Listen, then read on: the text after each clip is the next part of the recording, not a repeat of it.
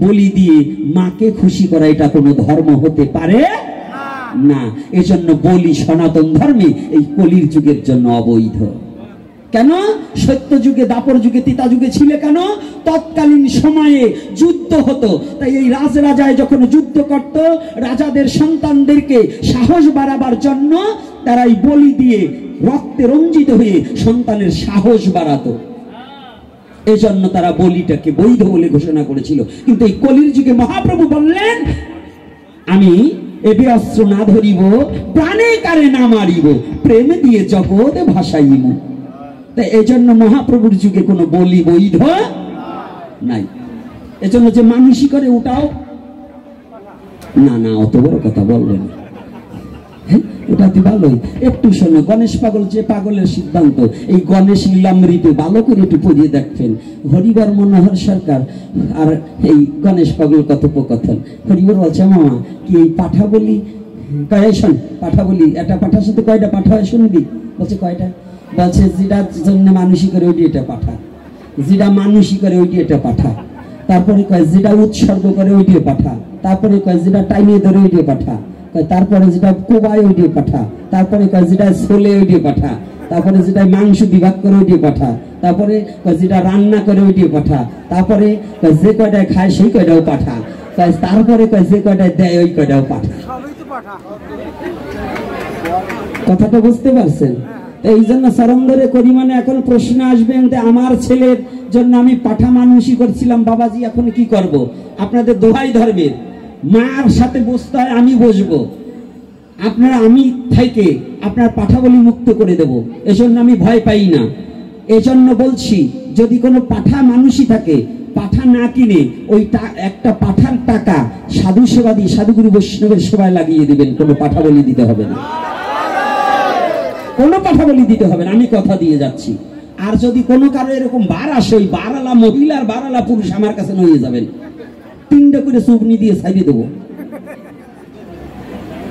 কথাটা বোঝেন নাই? এই অশাস্ত্রীয় ব্যবহার আর আমার মহাপ্রভুর আদর্শের বাইরা কোনো কিছু চলতে পারে না, এটা একেবারে জোর গলায়। এইবার বলছে সুদ খাওয়া বৈধ না অবৈধ?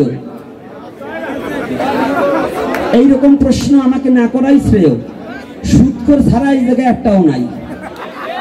ঠিক ঠিক, এই জায়গায় সুদখোর ছাড়া একটাও নাই।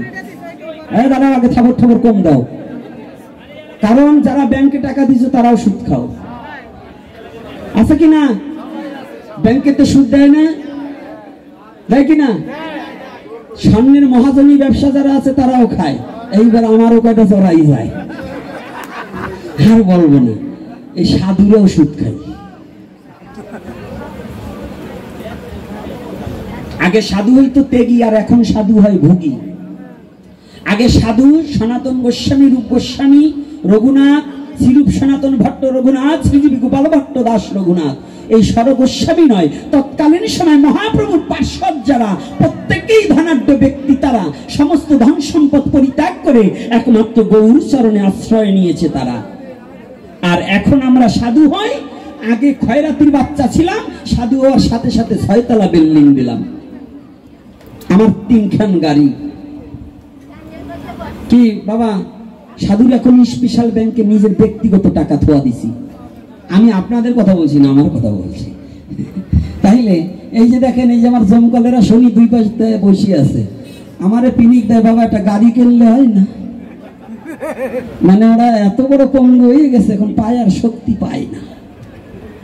আমি বলছি, বাবা গাড়িতে চড়া সাধু আমি হবার পারি নাই, কারণ এই গাড়িতে চড়া সাধু হতে হলে যা প্রয়োজন আমার তা নাই। তবে আমাকে যেন এতটুকু করে, আমি গাড়ি কেনার যোগ্যতা না থাকলেও যেন আমি যতদিন দেহে প্রাণ থাকি, আমি যেন এই সাধুগুরু বৈষ্ণবের চরণ প্রান্ত থেকে বঞ্চিত না হয়ে যাই। আমি গড়াতে গড়াতে গিয়েও যেন এই সাধুগুরু বৈষ্ণবের চরণ প্রান্তে যেন থাকতে পারি। তাই আমি চরণ ধরে করিবা না। এই দুর্যোগ ভাবাপন্নের উপরে বেশি আলোচনা করা যাবে না, এই দাঁড়িয়ে দাঁড়িয়ে ভক্তদের যন্ত্রণা দেওয়া যাবে না। এরপরে যদি কোনোদিন কোথাও অনুষ্ঠান করেন, একটু বেশি জায়গার উপরে শক্ত একটু ব্যবস্থা করে সাধুদেরকে আনবেন, কারণ না হইলে ভক্তরা কষ্ট পায়। আমার খুব কষ্ট হলো আজকে। আর আজকে দ্বিতীয় প্রশ্ন করছে, দান সুদ খেলে তার মানে শাস্তি কি ব্যবস্থা, এই ব্যবস্থার কথা এই আমি বলবো না, এটা আমার আজকে আমার বলার বিষয় নয়। যদি আপনি একা একা পাইলেন তারপর আমি যাব, তার আমার কাছে যাইয়েন, আমি বলিয়ে দেবো। এই ভাগবতের আসরে আর কোনো প্রশ্ন হবে না, এই ধরনের প্রশ্ন করবেন না। কারণ একটু বলি দাঁড়াও, যদি বৃন্দাবনে বড় বড় সেটেরা দান করে না, ব্যবসাবৃত্তির মধ্যে অসৎ টাকা না থাকলে ব্যবসা টিকানো যায় না। একভাবে না একভাবে কিছু না কিছু থেকে যায়। তো এই জন্য সেইটাকে দান করে করে ওইটাকেই করতে হয়। তাহলে আপনার ধর্মে আমরা যারা সনাতনী দান করি কয়জন বলুন? নিজের ব্যাংক ব্যালেন্স করে রাখছি, দাতা কম। আমরা সনাতনীরা যদি কারো কাছে কিছু চাইতে যাই, এখন 10 টাকার উপরে বাইর করতে চাই না, তাও 2 টাকার নোটও বাইর করে। আর যেটা সিরা, আমি তো এই যে ভিক্ষায় যাই, পুনামি যখন আনতে যাই 5 টাকা দিয়ে আবার 2 টাকা নিয়ে যায়।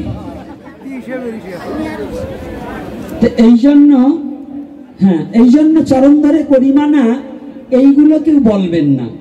কারণ দান করবেন, যদি কারো সামর্থ্য হয় দান করে করে পাপের বোঝাটাকে একটু কমাবেন। রাধে রাধে। তবে সৎ পথে দান করবেন, অসৎ পথে নয়। দান 2 প্রকার, এক বন্ধু মদ কিনে খায় তাকে দান করা, আর এক বন্ধু ভগবানের জন্য একটু ফল কেনে তাকে দান করা কখনো এক নয়। ওই মদখোরকে দান না করে যে বন্ধু একটু ভগবত ভজনের উদ্দেশ্যে কিছু নিয়ে যায় তাকে দান করুন। এই দানই আপনার যথার্থ দান হবে, ভগবানের কাছে পৌঁছিয়ে যাবে। না হলে ওই মাতালকে দান করলে আপনার পাপ সঞ্চয়িত হবে। রাধে রাধে। হ্যাঁ, একটু যাও, ধীরে ধীরে যাও। আর সাধু কাকে বলে, সাধু চেনার উপায় কি? এমন জায়গায় মারছে ধাক্কা, গোলামে পইরেছে টিক্কা। আস্তে পিছনে চলে যাও, যার যেমন সামর্থ্য আছে ভগবানের সেবার নিমিত্তে দান করবে। কেউ বেশি করবে না, দূরে দূরে যাবে। যার যেমন, এইবার রাধে রাধে বলো, টাকার গাঠি খোলো, যাকার কথা চালিয়ে যায়। কারণ এইরকম কষ্ট দিয়ে হরি কথা হয় না। হ্যাঁ দাদা, প্রশ্ন করছে সাধু চেনার উপায় কি? স্বর্ণকার না হলে যেমন সোনা চেনা যায় না, তুমি ভক্তি জীবনে না গেলে ভক্তকে কোনোদিন চিনতে পারবে না। অসুর হয়ে অসুরের সাথেই দেখা হবে, ভক্তের সাথে দেখা কি সাধু বাবা হবে? তাহলে তোমার আগে ভক্তি জীবন গঠন করতে হবে, ভক্ত যদি চিনতে হয়। তাহলে কি চাউনি তোমার মিষ্টি করো ভাষা, চলন তোমার মিষ্টি করে ঘুচাও সবার ব্যথা। যদি সাধু চিনতে হয় নিজেরও আগে সাধু হতে হবে, না হলে সাধু চেনা যাবে না। এজন্য করছি বর্ণনা। সাধু চেনার উপায় কি? দাঁড়ান, কথা হবে না। বিপ্লব, কথা হবে না। বাবা, কথা হবে না, একবারে বন্ধ করুন। আরে কেউ হাতে দেওয়া লাগবে না, 2 জনেরটা 1 জন দিলেও হবে।